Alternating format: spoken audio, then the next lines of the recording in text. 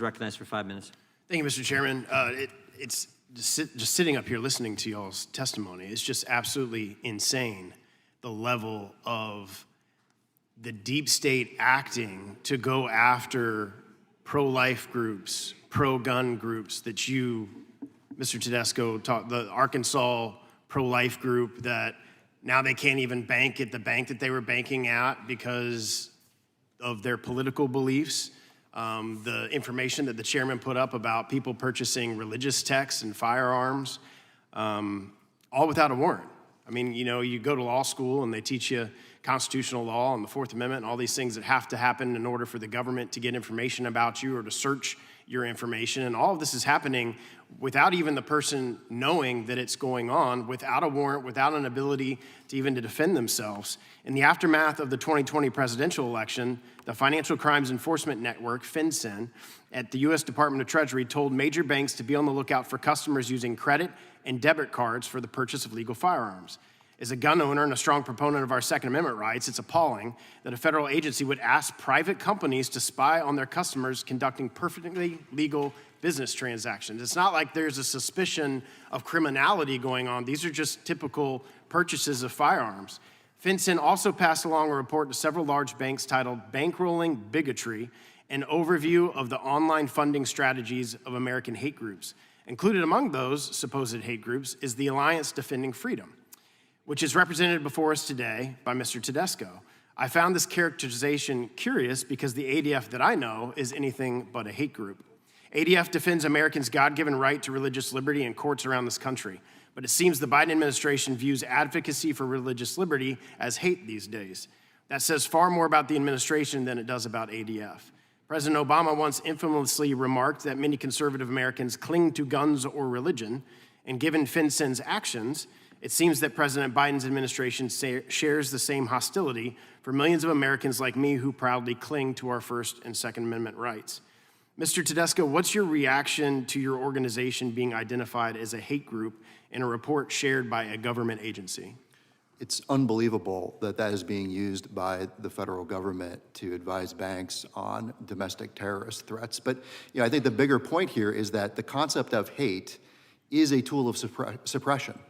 And on top of that, that kind of language, hate speech and similar kinds of vague concepts are permeated throughout the financial industry and are used to shut down events and to debank people. JP Morgan Chase has used it several times. Arkansas Family Policy, they said it was high risk. They shut down an event by Defense of Liberty. On behalf, Donald Trump Jr. was speaking at it. They shut down that event on the basis of a hate policy. So we know these policies are being weaponized in the financial industry. And again, because of the Bank Secrecy Act and a lot of the shrouding of the way regulation happens in the banking context, it's really hard to know why are these things happening. We just know it's on the rise, and it's a real concern. Well, and one of my colleagues was just saying that this is just a narrative that we're creating, a political narrative, but you've gone through specifics. If you want to highlight specifically some of these instances that you're referring to of facts where pro-life groups or organizations that are conservative have been debanked by these private entities. Sure, the highest profile one is a former member of the Senate, Samuel Brownback's organization, National Committee for Religious Freedom. JP Morgan Chase canceled that account in 2022. They gave an escalating and very different reasons that were contradictory over the next year as scrutiny mounted. None of the reasons ever held any weight. Interestingly enough, they referred to anti-money laundering, financing of terrorism, a concept called politically exposed persons. All of these are within the banking regulations and I think are used as tools ultimately to suppress people because of their views. Again, the secrecy and the shrouding of the reasons for the decisions is a huge part of the problem, and I think that's something Congress needs to address. And is there circumstances in which the consumers may never know that their information was privately disclosed from the bank to the FBI or a government agency? Yeah, I mean, this is a huge part of the problem is our clients, to a person, anytime they go to the bank, once they get debanked, it's always under some vague policy. The only thing the bank will say is high risk or business type or risk tolerance. Every time they go back and ask for an answer, a specific reason, the bank just stonewalls them.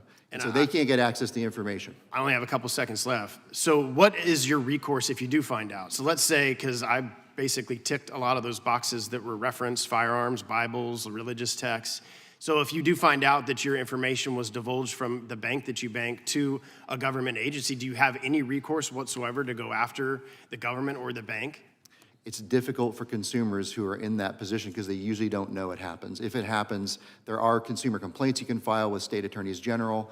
There's probably other avenues that people could pursue, but I think that's part of the reason why Congress should act to cordon off some of the secrecy and confidentiality that's happening in the banking industry, and also affirmatively require banks to stop using reputational risk and some of these other vague categories to determine whether they're going to bank with someone. Thank you all for being here today.